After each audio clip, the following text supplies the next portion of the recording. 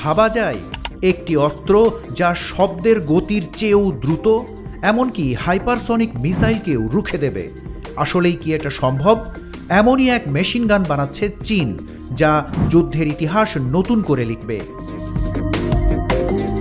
এর ক্ষমতার সামনে যা কিছু থাকবে সব ধ্বংস করে দেবে। হ্যাঁ, মানব ইতিহাসের সবচেয়ে বিপজ্জনক মেশিন গান তৈরি করছে চীন। চীনের দাবি, এই বন্দুকটি এমনকি পৃথিবীর সবচেয়ে দ্রুতগামী হাইপারসনিক মিসাইলকেও ধ্বংস করতে পারে। চীনের বিজ্ঞানী এবং ইঞ্জিনিয়াররা অসাধ্যকে সাধন করেছেন। নতুন মেশিন গানটি প্রতি মিনিটে 4,50,000 রাউন্ড গুলি ছুড়বে।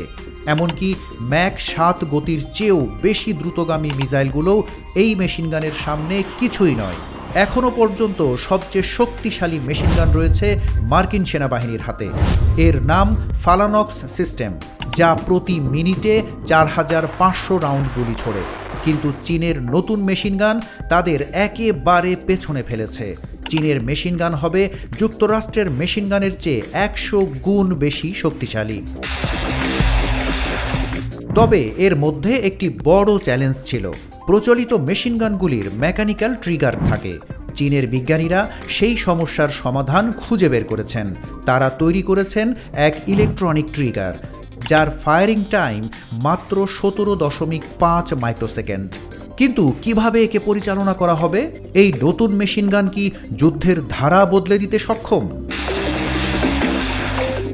1990-এর দশকে অস্ট্রেলিয়ার উদ্ভাবক মাইক ও'ডয়ার একটি অস্ত্র তৈরি করার প্রজেক্ট শুরু করেন।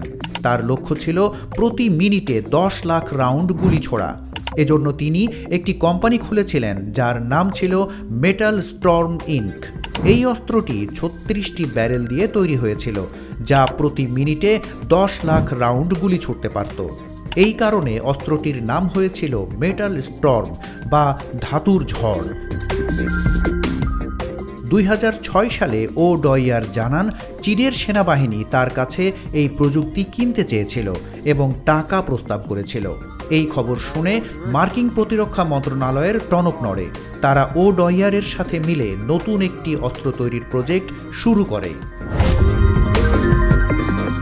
কিন্তু কারিগরি ও অন্যান্য সমস্যার কারণে সেই প্রজেক্ট শেষ পর্যন্ত বন্ধ হয়ে যায়।